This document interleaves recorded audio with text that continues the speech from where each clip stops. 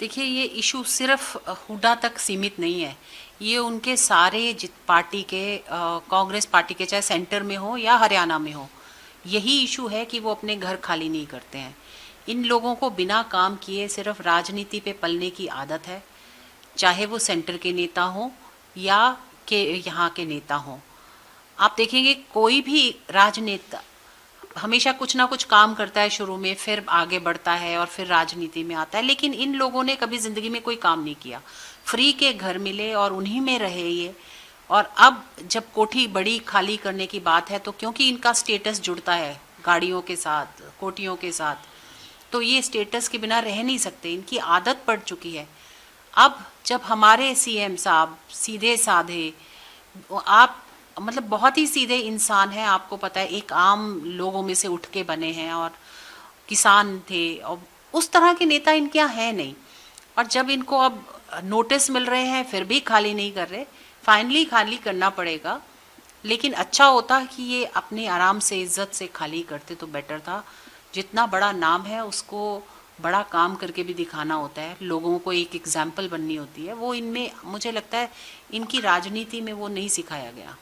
लेकिन क्या जुर्माना लगाना सही है कि जिस तरीके से मैं कहती हूँ ज़्यादा डबल जुर्माना लगाना चाहिए, क्योंकि ये ओन नहीं करते हैं वो कोठियाँ, इनको खाली करनी चाहिए अपने आप ही। अब नहीं खाली कर रहे हैं तो जुर्माना लगा के खाली करवाएंगे।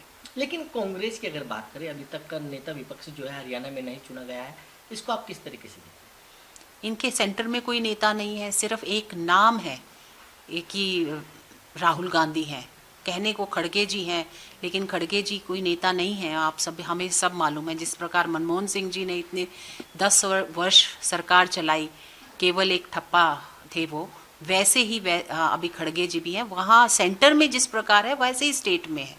स्टेट में ना कोई नेता प्रतिपक्ष है, ना उनका अध्यक्ष है, केवल नाम के लिए इंडिविजुअल नेता हैं। यहाँ अगर आप आम आदमी पार्टी जिस तरह लड़ रही है या बीजेपी जिस तरह लड़ रही है, क्या आपने देखा कि कांग्रेस इस तरह इलेक्शन लड़ रही है? भारतीय जनता पार्टी के बड़े से बड़े नेता अपने उम्मीदवारों के साथ खड़े हैं, लेकिन कांग्रेस का कोई नेता नहीं खड़ा, उम्मीदवार अकेले इलेक्शन लड़ रहे हैं दिल्ली में। तो इनकी इंडिविजुअल राजनीति है, पार्टी की राजनीति नहीं है। लेकिन अगर मैम दिल्ली की बात करें, विधानसभा चुनाव हैं, ऐसे में आप किस तरीके से चुनाव प्रचार करते हुए दिखेंगे? मैं आपसे बात कर रही हूँ, ये भी एक चुनाव प्रचार है, और मुझे विधानसभा भी कोई ना कोई देंगे। मेरी बात हुई है आज कल में किसी भी। लेकिन बीजेपी के सामने चुनौती मानते हैं आप, क्योंकि दिल्ली में आम आदमी पार्टी की सरकार बहुत ईजी है अभी इस समय। मुझे लगता है जनता भारतीय जनता पार्टी के साथ खड़ी है।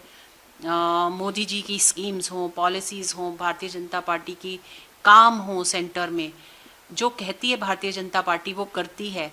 आम आदमी पार्टी पिछले कई सालों से सिर्फ वादे करती है, उन वादों पे काम नहीं करती।